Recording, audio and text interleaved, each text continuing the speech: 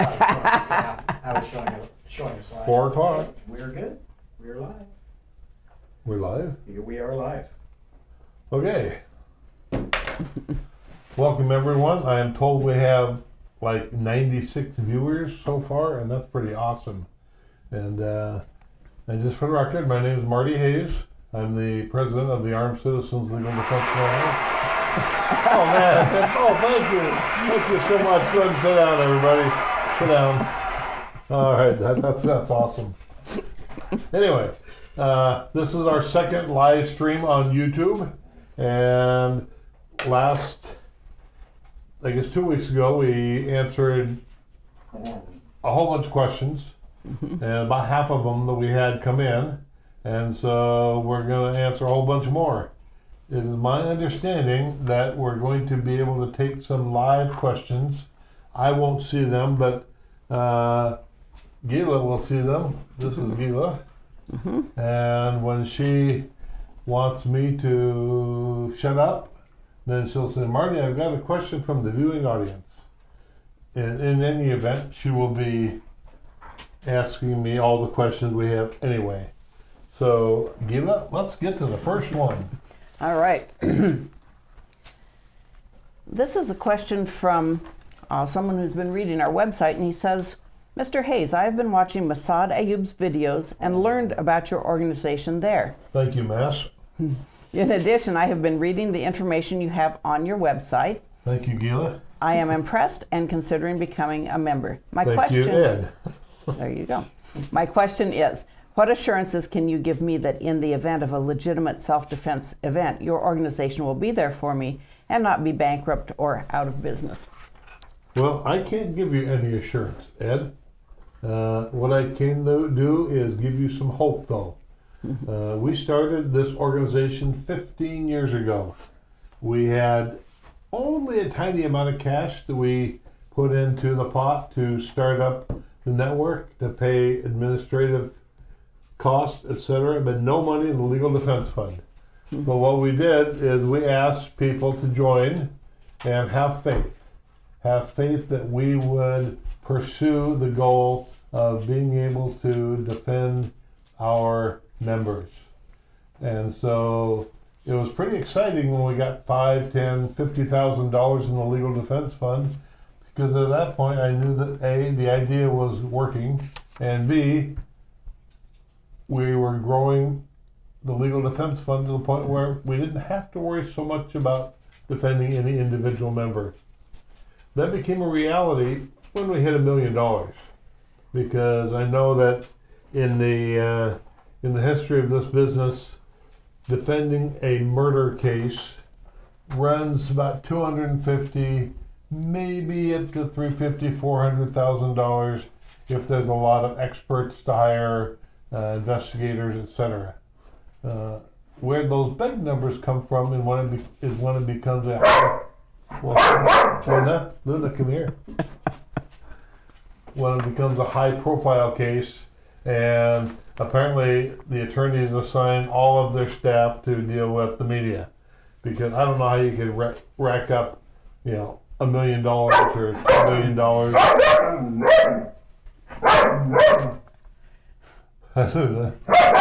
Come here, girl. Come here. I don't know how you could rack up $1 million, $2 million just in legal fees. But anyway, I'm not expecting that to occur.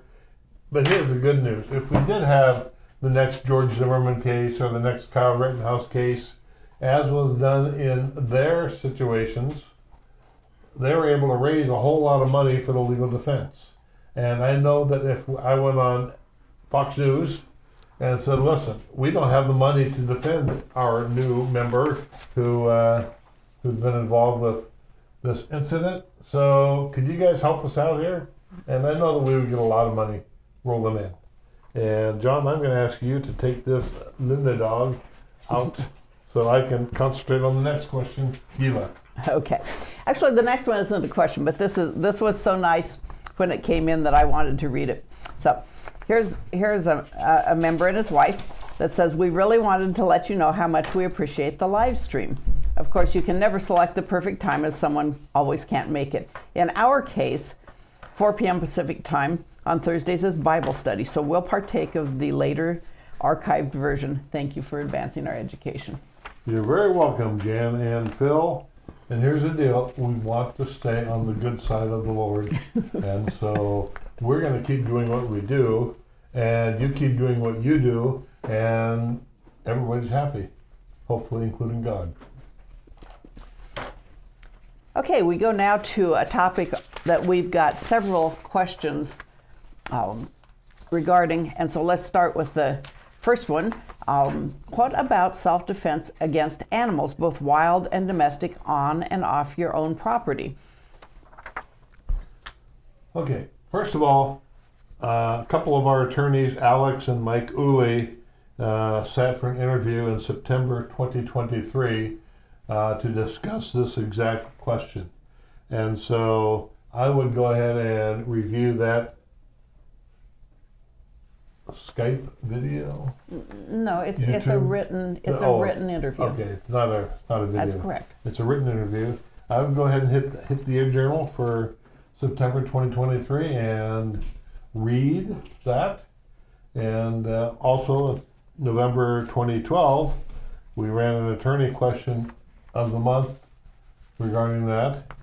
And I've got my own experiences, not of shooting dogs, but of working in law enforcement where I had to deal with dogs occasionally. And so I have come to the conclusion that shooting dogs is a bad idea. Not only for the dog, but for the shooter.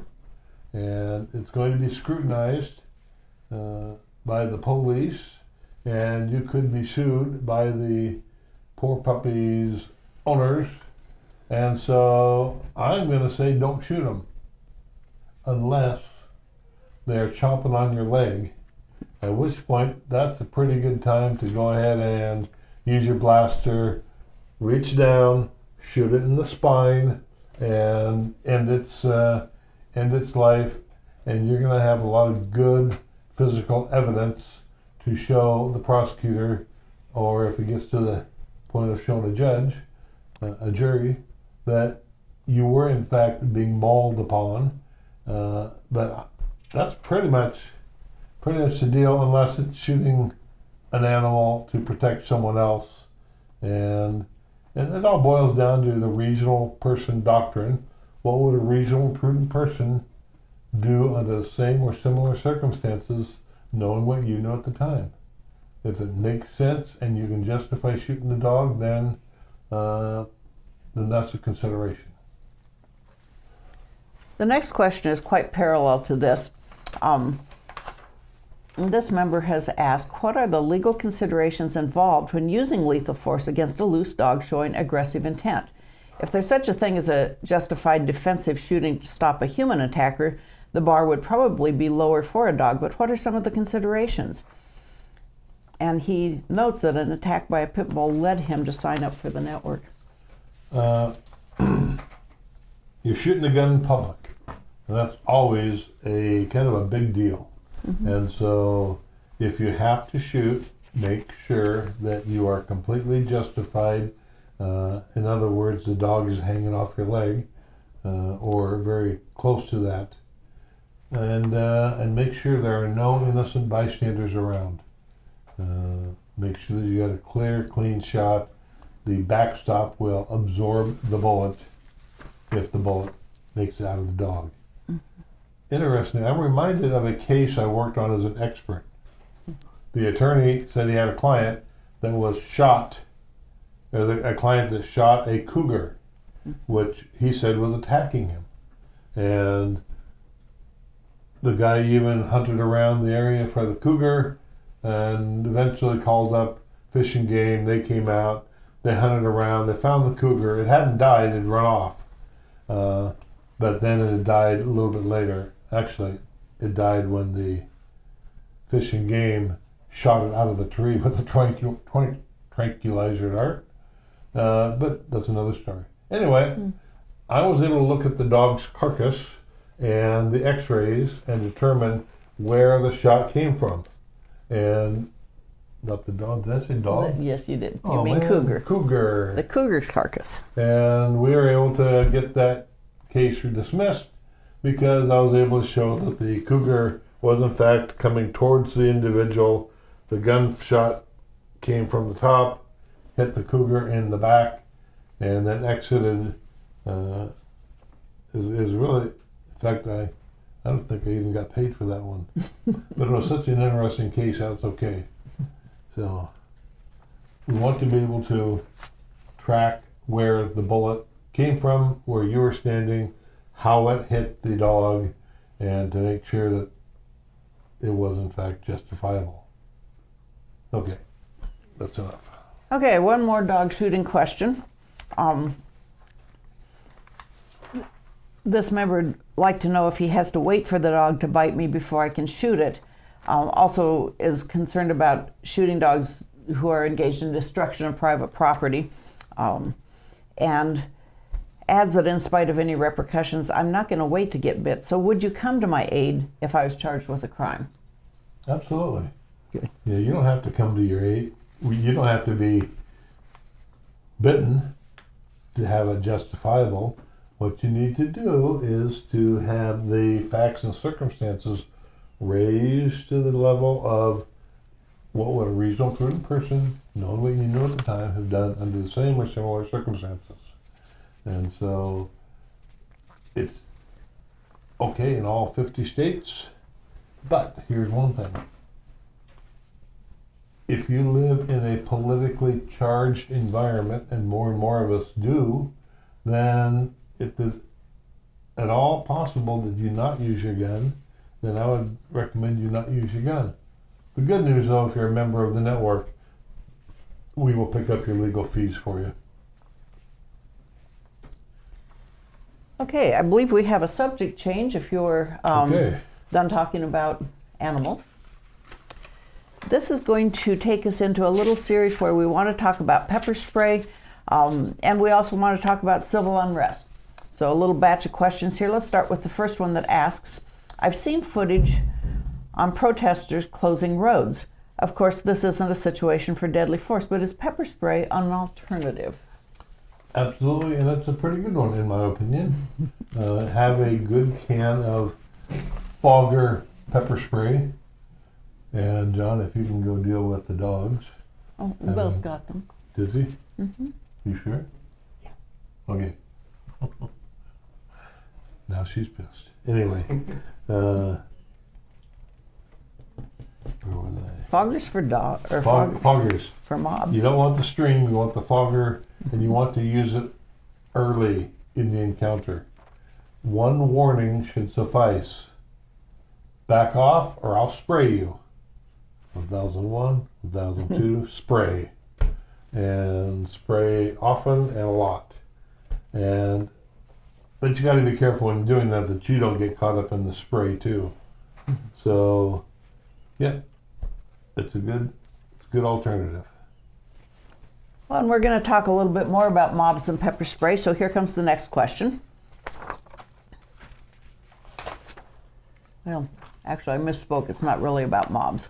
Okay, More about pepper spray. Before you go, though, Carry on. Yes. I need to do the disclaimer. I'm not giving you legal advice. Mm-hmm. I'm not even an attorney. But I do have a law degree. I kind of know what they know. I've also been involved in about 30 or 40 armed citizen cases as an expert witness. And so those are my bona fides. If you have an attorney that gives you a little bit different advice, then it might be wise to listen to them. But until then, I'm what you got. Okay, go ahead, Gila. Well, and it's all good discussion. So here's our next question on the topic of pepper spray. In the last newsletter, there was a chart showing the types of incidents and also a mention that these higher expenses have been for the defense of pepper spray and hand-to-hand defensive tactics employed by members. I recently started carrying pepper spray along with my firearm. My reasoning is that it gives me a non-lethal option in a situation that I consider serious but not necessarily life-threatening. For example, a threatening dog or a person threatening me, but showing no weapons. If I pull out my pepper spray, I would think that it would not be in the same category as brandishing a firearm. Can you discuss the general guidelines and considerations around carrying, brandishing, and using pepper spray? And if when to consider using pepper spray versus a firearm? Okay, good questions, and I don't have a one succinct answer. If you're going to be charged with a crime following threatening with a firearm or threatening with a can of pepper spray or threatening with a baseball bat or threatening with a knife, it's going to be because you put that person in fear of physical injury. And that's pretty much the definition of assault all across the country. So you just can't pull out your can of pepper spray and threaten to spray people unless you have the justification for that use of force. And it's certainly not going to be as critical if you wave a can of pepper spray at someone as if you wave your pistol at someone. It'll be the difference between a misdemeanor and a felony. But still, there's no reason to point, wave, threaten with the pepper spray. You can have it by your side. One of my instructors, Vince O'Neill from Kansas City, Missouri Police Department, long time ago, this was 30 years ago, would be getting ready to spray someone in a class, and he'd just be kind of on the side, by his side, shaking the can, making sure that it's all mixed up, and that would be enough, in my opinion, to let them realize that they're serious. Then, of course, if you have to spray, if they come at you, if the pre-attack indicators tell you that you're about ready to be attacked, then that's the time you would use the pepper spray. Okay. Okay, unpacked a lot there. So there are two questions here. I will take you through question 1 and then remind us to come back to question 2 when you have addressed that. Question 1, is the use of pepper spray by a suspect justification for using deadly force, mainly in the context of a public place such as a business? For example, if a suspect walks into a business and uses pepper spray or only threatens the use of pepper spray, would that constitute the use of deadly force? Nope, it would not. There has been thousands and thousands of people sprayed with pepper spray without any deleterious effect. So using pepper spray, spraying someone with pepper spray, being sprayed with pepper spray is not active deadly force. But when you incorporate the firearm in the incident, then you have the possibility of being disarmed and the firearm used against you. And that's when the pepper spray might be logical to use to stop someone from attacking you. If they have access to your firearm, if you're disabled, then I would consider it. I would make sure that I warn them loudly, and but the best thing you could do would go take a class on using pepper spray, which included getting exposed to the results of pepper spray. I've sprayed hundreds of people when I was teaching use of pepper spray in self-defense. None of them ever suffered any long-term effects. But now those hundreds of people know what they can and can't do with a face full of pepper spray. Some people, it doesn't affect them hardly at all. Some people, it shuts them down just like that. And so you really should know that. So go get an instructor, pay them $100 for a day-long class, learn all about use of pepper spray, and get exposed to it. That's my best advice. Okay, next question. Okay, question 2. Is it justifiable to use deadly force after you have been physically beaten, though the physical attack has stopped and the suspect has not yet fled the scene? Say you were physically beaten by a suspect in your restaurant or place of business. The suspect is no longer beating you. You have made it to a safe place. However, the suspect hasn't left. The suspect refuses to leave your place of business and is still yelling. Fearing the suspect may beat you again or harm your patrons, you decide to use deadly force. Is this justifiable? I don't believe so, but every act of deadly force is going to come with the scrutinization of all the facts and circumstances, and whether or not a judge or jury or prosecutor or police officer would jumble up all those facts and circumstances and decide it was justifiable. But where are the police here? How come you haven't included call the police?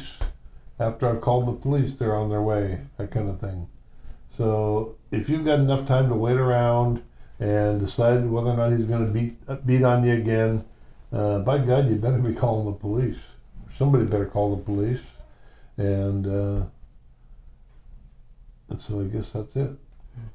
That's my answer. Okay, then let's go back to pepper spray and other non-gun means of defense. This member has asked, should we consider carrying less than lethal tools, examples would be pepper spray or a taser, for self-defense along with lethal forms? Can this help our defense if we employ these tools first? I think that you would probably either use the non-lethal and that would solve the problem, or you would threaten the use of non-lethal, at which point it would quickly escalate into use of lethal force, or you would end up simply having to use lethal force to begin with. In all circumstances, though, it would be nice to be able to tell the judge or the prosecutor or the jury that, listen, I was carrying a can of pepper spray, but in my training, remember that training class I told you about? In my training, I was told that under these circumstances, pepper spray was probably not something I should do. It would create a much more serious question. So I had to draw my gun, and the guy did not break away his attack, and so I had to shoot. So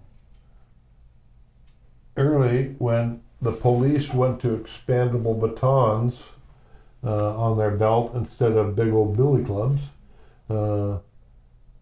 we ended up doing a lot of training of citizens in the use of the expandable baton as an intermediary weapon. And if I was working or living in downtown Seattle, I would still be carrying one. Just because, hey, it doesn't hurt. And interestingly, back then in the 1990s, I had an occasion to ask the then deputy prosecuting attorney, Dan Satterberg, whether or not that was legal. And he said yes, as long as you had a concealed carry license. And he is now the prosecuting attorney in King County, and so I think that is pretty good, although he may be retired by now, I'm not sure. But anyway, if you've got a concealed carry license, then I don't think you're going to be in a big problem. If you are, and you're a member of the network, we will provide the finances to at least fight the charge. Okay, Keela. We're back to civil unrest. All right. Okay.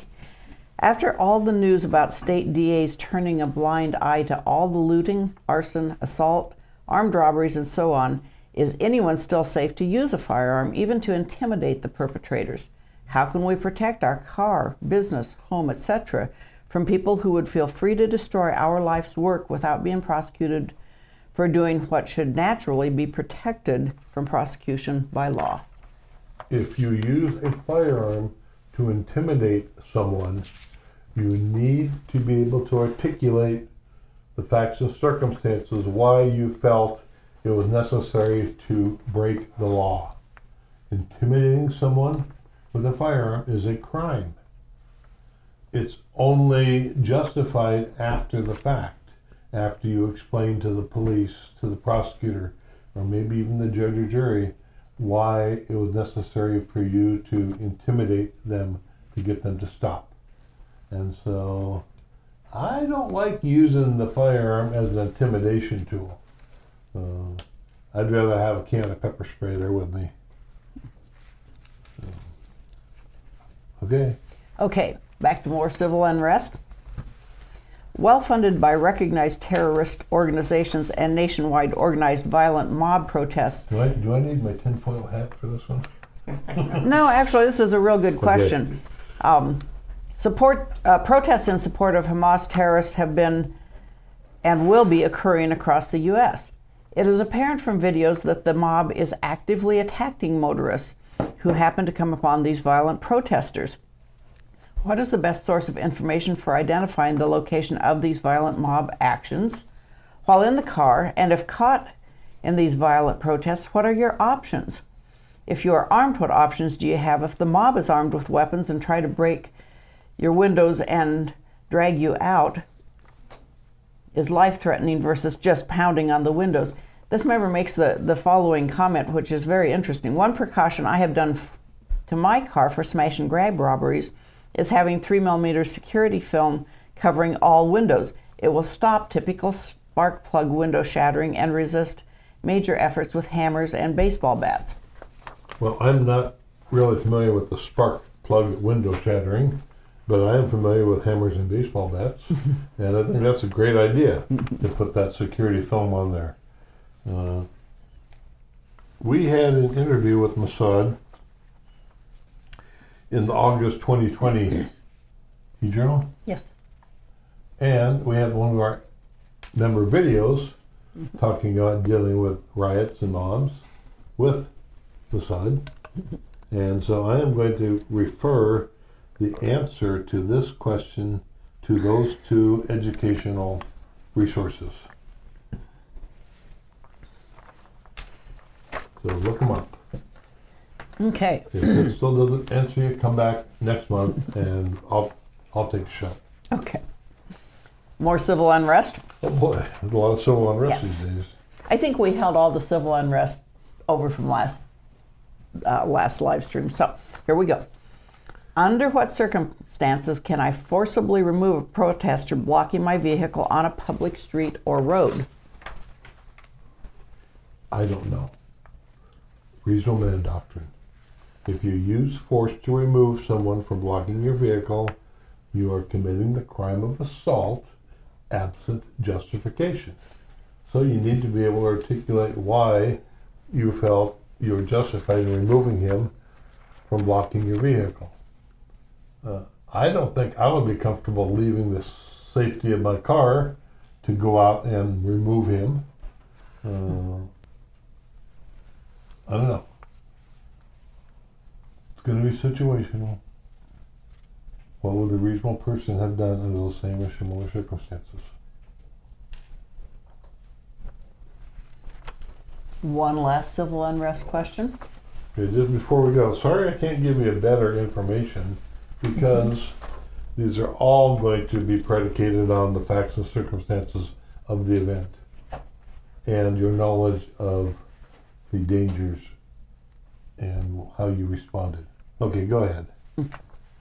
Could you go over the concept of disparity of force as it pertains to the defensive use of a firearm for defending against lethal force or forces? While on foot and out about doing our business, we armed citizens may find ourselves in situations where we are suddenly surrounded by a violent mob or violent protesters. Should their violence be turned in our direction, how does disparity of force come into play in our defense of our lives? How would this be different, or not, if suddenly our car is surrounded by those wishing to do us bodily harm? Well, David, and I see the name there. David is one of my first students in this business 30 years ago, and a former instructor of the Firearms Academy of Seattle. So thanks for being part of it all these years, David.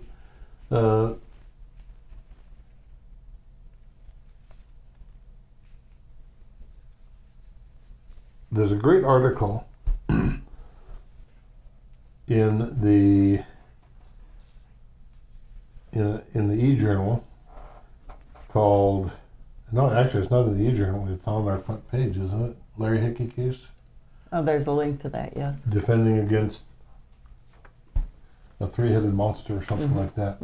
And Larry was in an altercation in the front part of his house where three people set themselves upon him and he was able to draw his Glock 19, shoot one of them in the foot, actually in the leg, shoot another one in the chest, and the third one didn't want any part of the shooting. It was justified, but only after 2 trials and the judge dismissing the case with prejudice because there were kept being this little thing called a hung jury. And these people had a problem. In fact, this was Tucson, Arizona. These people had a problem with Larry shooting unarmed individuals. And in interviews with the jury afterwards, that's what they said. You know, we just can't justify him shooting unarmed people. Well, we were able to work on that case, and this was even before the network. We were able to work on this case. First, me as the expert, then Mossad as the expert, and we were able to convince at least the majority of the jury that he's not guilty. The judge eventually dismissed the case. And so it's a great interview, a great article. Look it up on our website and read it. And we can do links in show notes afterwards Wow, I don't know anything to about make sure that we share that information with people, because there's a lot of material that we're referencing, and we'll definitely make sure that there's hyperlinks for that. The other thing I want to say on that, just glance at the question again, is if you're in your car, be sure you always have an escape route. If you're parked at a light, make sure there's enough room to drive out of the way. Don't park right up next to the car in front of you. But always have an escape route in a car. Okay. Moving on. Okay, we have a new topic. Now we're going to do just kind of some miscellaneous things, but this next one has asked, in the majority of cases, merely presenting a weapon is sufficient to stop an attack. Wondering how the ACLDN handles such issues for members. Remember that case early on in Oregon where the guy, I think he was out hiking, and he was accosted by at least a couple people, and he went ahead and drew his weapon and told the people to back off. Well, the police came. The police arrested him. Actually, no, they didn't arrest him. They just took him to the grand jury to decide if there was evidence to arrest him, to prosecute him. And the grand jury dismissed it. What we did under those circumstances, and this was a network case, is that we had an attorney in nearby Portland that we paid to handle the representation for him. She couldn't testify at the grand jury, but she could prepare him for it. She could get all the evidence against him, and thankfully the grand jury dismissed the case. And so that's how we handled that one. But we're gonna be there to help you out if needed. Okay. Okay. Are we still brandishing, or are we done? No, we have moved on. Greg has asked, what major trends can you identify in the rules of engagement across the United States at the generality level of rules of the road in the past 20 years? 10, 5? I cannot identify any major trends. I don't think things have changed a whole lot. Probably the only trend that happens is that we're getting a little bit more news media coverage, at least of the questionable ones. We have the George Zimmerman, the Kyle Rittenhouse. Thank you, Kyle Rittenhouse. I'm going to say the guy that used AR-15, the Rittenhouse case. And if you're in a populated area, then there's a chance that you're going to be scrutinized a little bit harder, especially if you have used one of those evil assault weapons. But that's about the only trend I see. Generally speaking, the politics are becoming more diverse. You either have a good pro-gun prosecutor or a bad anti-gun prosecutor. And instead of just having a prosecutor, They seem to be taking up sides. And so live where the prosecutor's on your side. And if not, work your ass off to get that person out of office. Okay. Please explain the legal admissibility of evidence at a self-defense trial of how we knew what we knew at the time of an incident regarding the network training videos and or the network online videos. In every state in the union, there is the case law, which is a judge rulings or appellate court rulings saying that, listen, the jury gets to know what you knew at the time. They get to view the circumstances, the facts, through your eyes. And we have a very famous case in Washington State that just says exactly that. The evidence is presented through the eyes of the defendant, or is assessed through the eyes of the defendant, knowing all the defendant knew and seeing all the defendant sees. And so this is where the defendant can really help your case, or help their case. All of the videos that we have put out are put out with this in mind. In fact, everything that we do here at the network is done with the whole concept that you may have to defend your actions in court. And all of the videos, how many are we up to now? A dozen. At least a dozen. And we do some shorter YouTube videos. They're all designed for you to use in court to explain to the trier of fact, the judge or the jury, what you knew and why you used the force you used. And so if you haven't gone back and took a look at the videos, take some notes. In a perfect world, you would take a video of you watching the video, but that's probably not going to happen. But the videos are there to be used in court. That's why some of them are not very exciting. The production value is pretty low, but that's okay because we only need to use it once in court. And I don't want to see the shocked face in the middle of the video that I'm trying to use to educate you on a point or two of the law. So, this is such an important, I'm going to take a look at this again, make sure that Sure. I cover that. Oh, and so the thing is, most attorneys don't really know this aspect of self-defense law.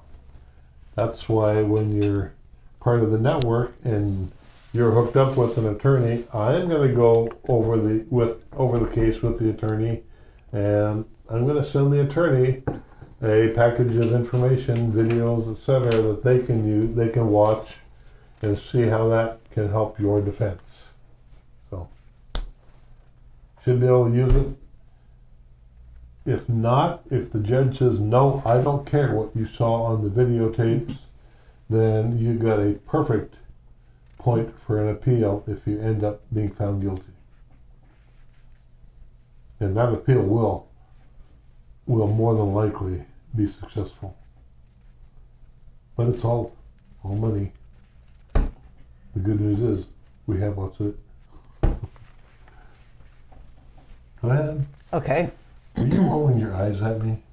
Oh, okay. That was just a reflection. I thought you went, oh God, Marty, leave it alone. You plugged the network enough on this video. I'm going to follow along this one. It's got a pretty long setup, so stay with me here.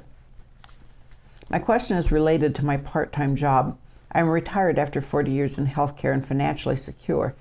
As a state licensed security officer, post-state certified trainer for pistol, shotgun, and rifle, not a sworn officer with qualified immunity, I work for an outstanding department at a university as an armed officer guard.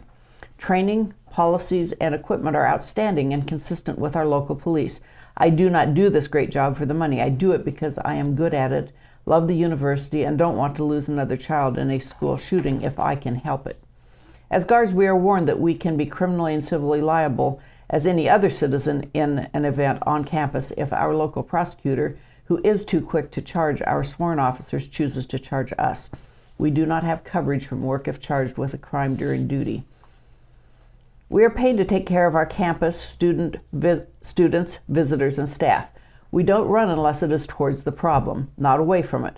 I am active shooter trained and am willing to be first in if necessary. I would never run or hide while on duty. I feel like licensed security officers are stuck in no man's land where it comes to defending ourselves and our university when on duty.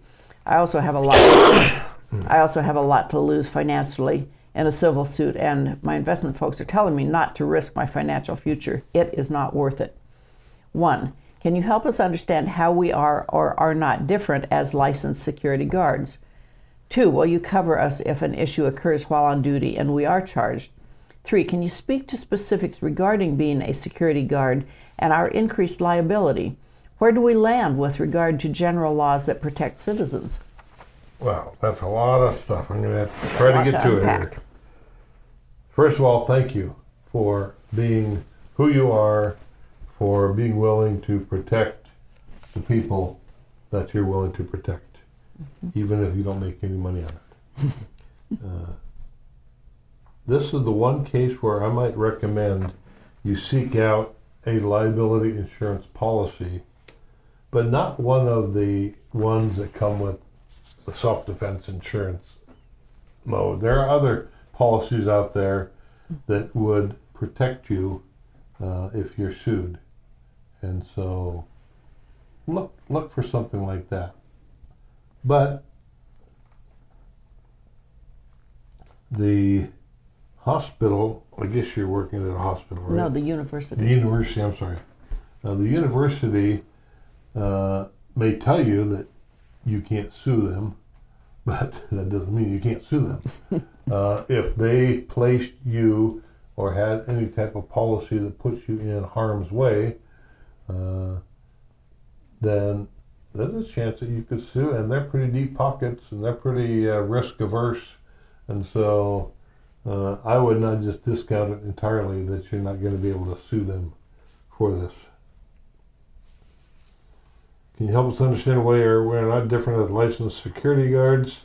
I don't care whether you're licensed security guards or not. You're doing the job, and I don't know what your particular state is as far as licensing goes. And frankly, I don't think it really matters. If you are sued for some type of use of force, then whether or not you have a license probably isn't going to mean a whole lot of difference. It's going to be the act of why you did what you did, and frankly, the assessment by the plaintiff's attorney on who is the deep pockets here. The university will be involved with it, and you'll be a part of their defense because they're going to get sued too. As far as being criminally charged, yeah, we'll help you out there. But if you're financially secure, we might ask you to also help out your own case. So, but we're going to be there for you.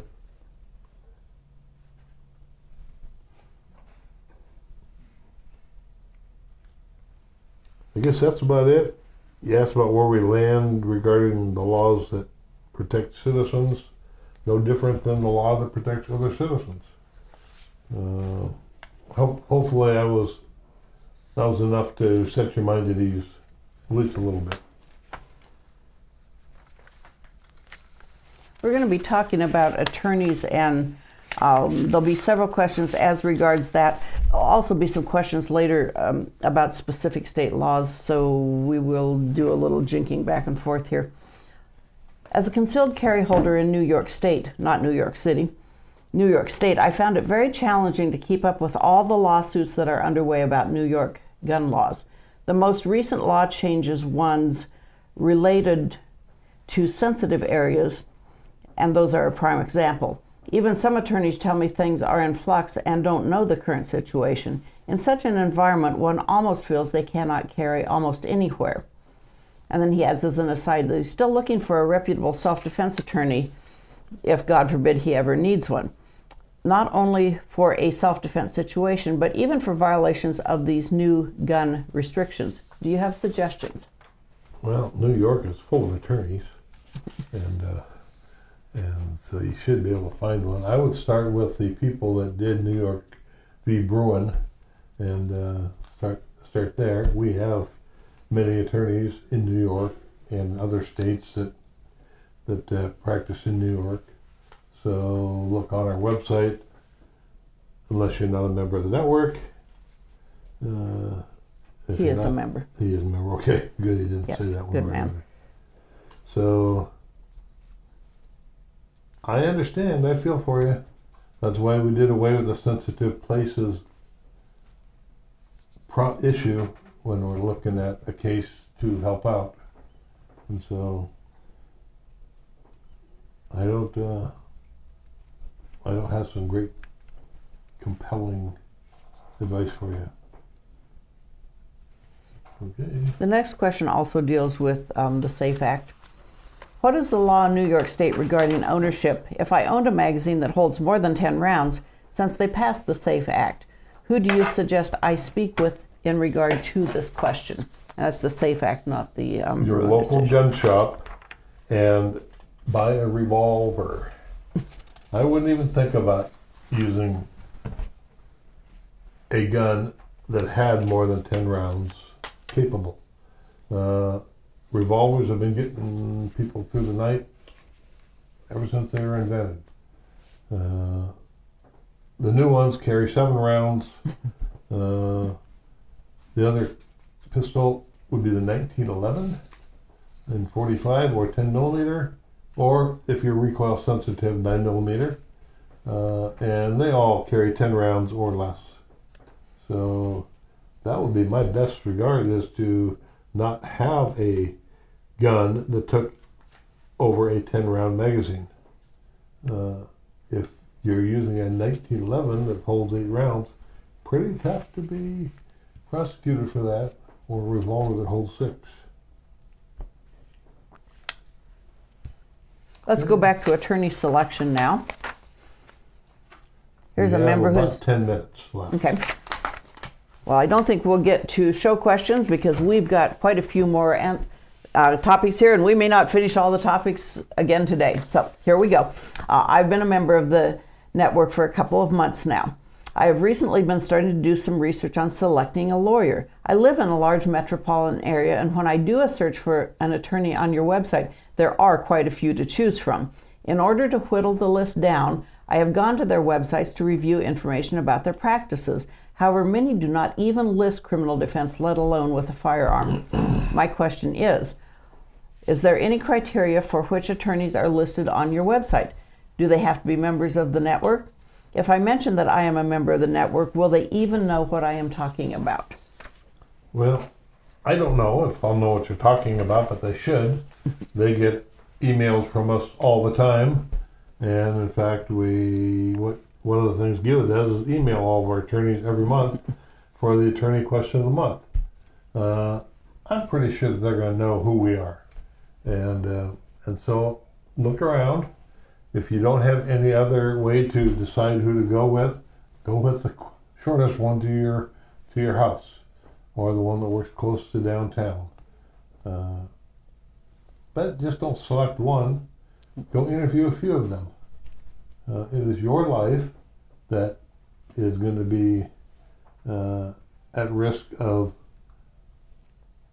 being jailed, and so go find one, and it's going to take a little bit of legwork. So I guess that's it. This is a related question. I'm a member and no longer live in the Pacific Northwest. Will there be any problems with access to your armed citizens lawyers, and help if I need it? This gentleman has moved to Waxahachie, Texas. Forgive me if I said that name wrong. And there are about 5 affiliated attorneys within 30 miles. And of course, he can always use his own attorney also. Yeah, you can use your own attorney. You can use one of our attorneys down there. As I just told the last person, set up a meeting ahead of time, go talk to them, and yeah.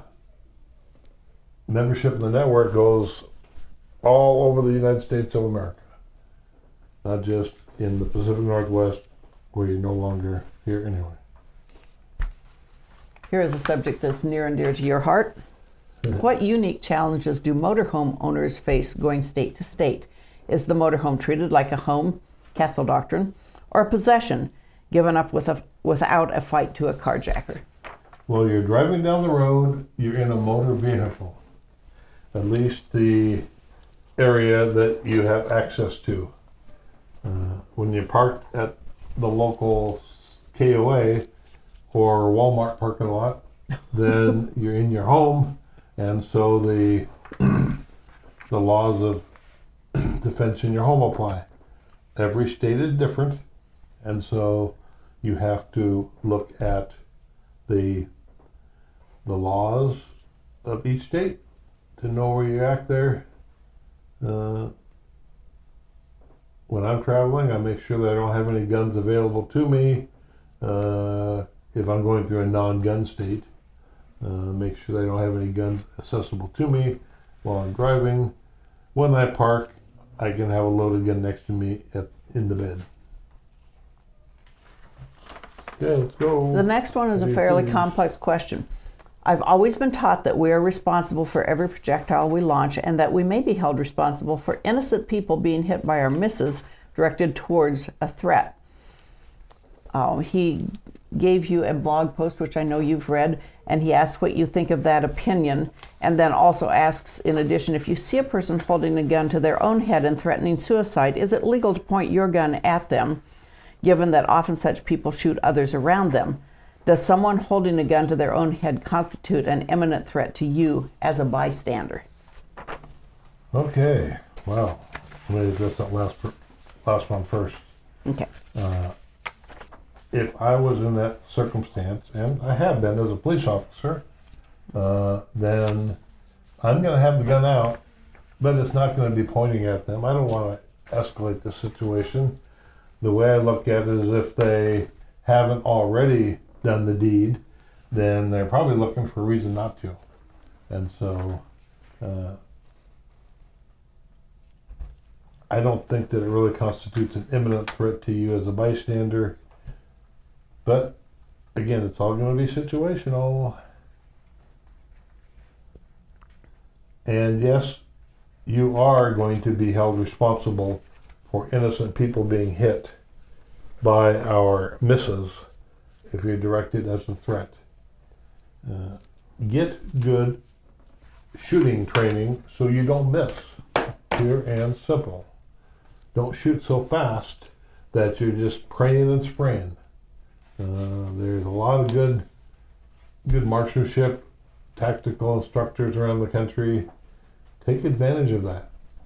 When I got involved in this business years ago, there wasn't much out there. And frankly, I had to pretty much learn on my own. But there's so much good instruction now, you're crazy if you don't take advantage of it. Okay? Okay. Please discuss scenarios of how to handle or what is most recommended not to do, including mentions of pertinent court ruling decisions on 3 self-defense situations. 1. Defending versus home invasion. 2. Defending from an attacker or mob whilst driving or blockaded in an automobile. 3. Intervening in a life or death situation on behalf of others, such as an armed violent robbery or attack on another person in a store. I'm going to take number 3 first. My default response, if I am in the midst of an armed violent robbery, is to shoot the person instantly.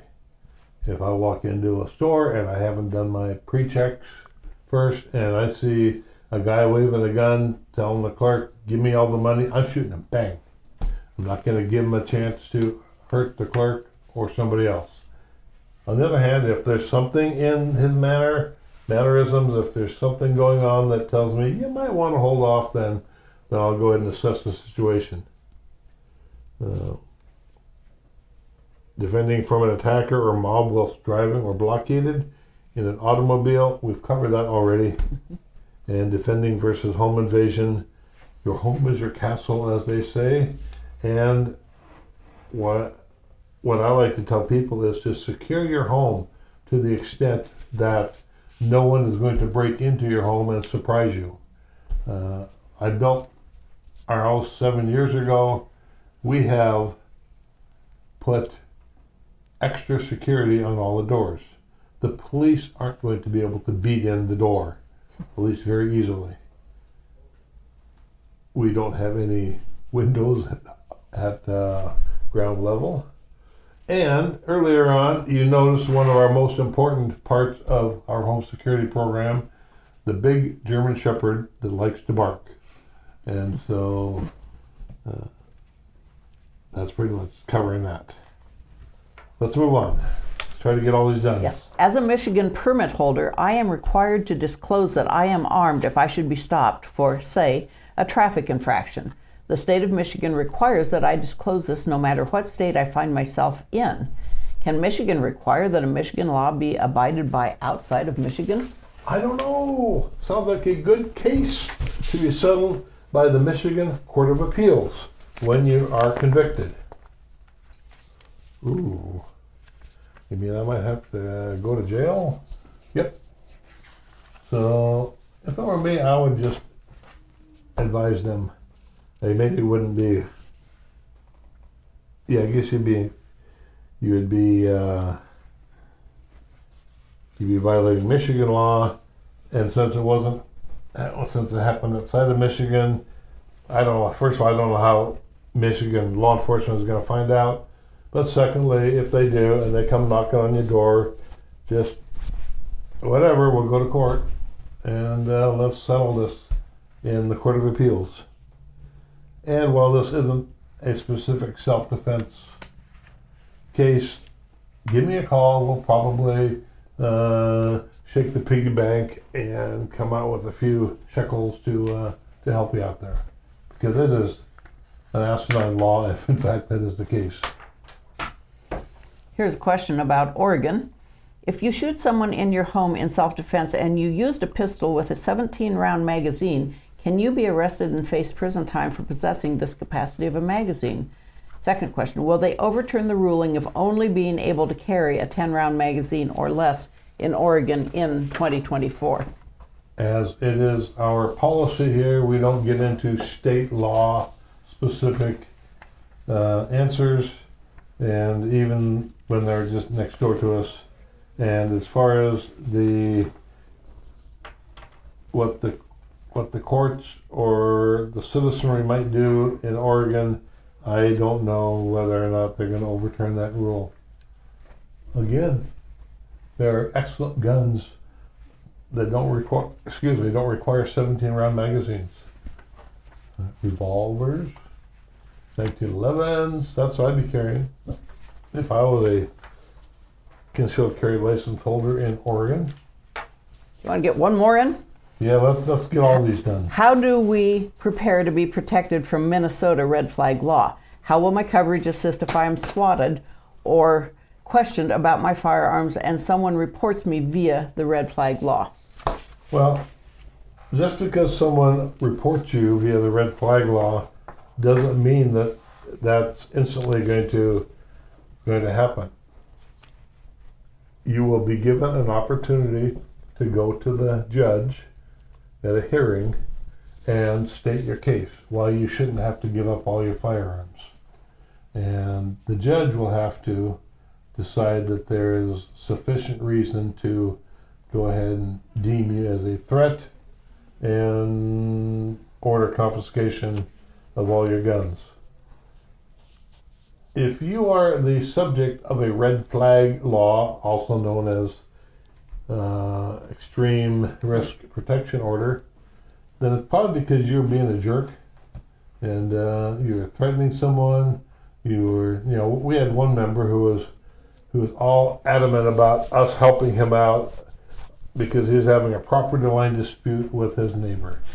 Now that's a voluntary dispute. Stay out of it. we're not going to help you with the red flag aspect of this, the extreme risk protection order. What you do to help yourself is don't do anything that would lead someone to believe that you're a danger to them. If you don't do that, then you're probably never going to have a problem with this. Okay? Okay. I'm going to lump the next two together because they are similar. One wants advertising spots on this live stream, and the other wants to know about sending out what's sometimes known as affinity messages to our member emails, and so wants to know if we would not necessarily sell our email list, but sell the use of our email list. The one thing that I am adamant about is not 60 more minutes. What I'm adamant about is not spamming your inbox in email. So I'm sorry, I'm going to have to leave that money on the table. As far as the first question,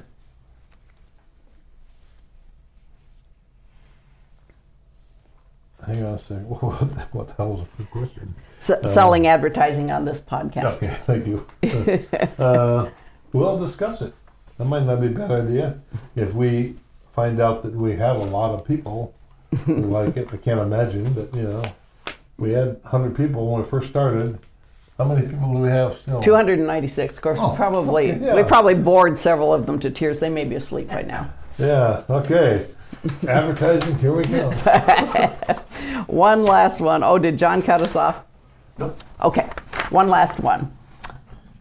Is there any chance you might post the questions submitted for your streaming event in an upcoming monthly journal, maybe as a PDF? I'm going to say no, because I know how hard she works at the journal and coordinating all this, and I don't think she's got 30 seconds in a day to do this.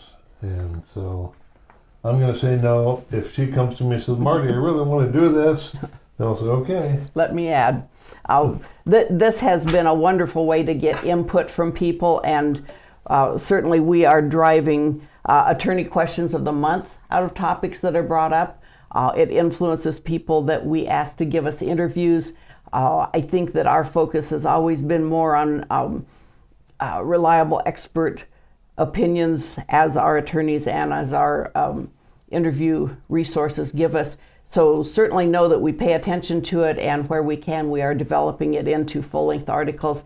I don't believe we would be transcribing the questions and the answers for publication in that way. However, live streams are archived, and so the video version should live on forever.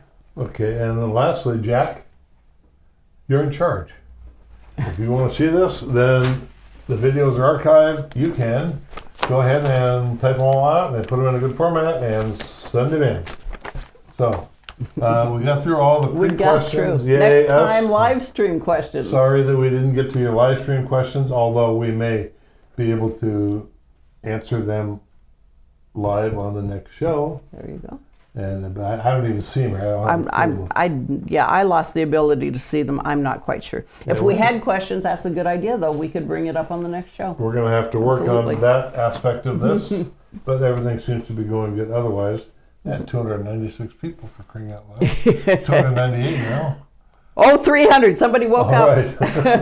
Thank you, guys. It's great having you here. Okay, see you next time.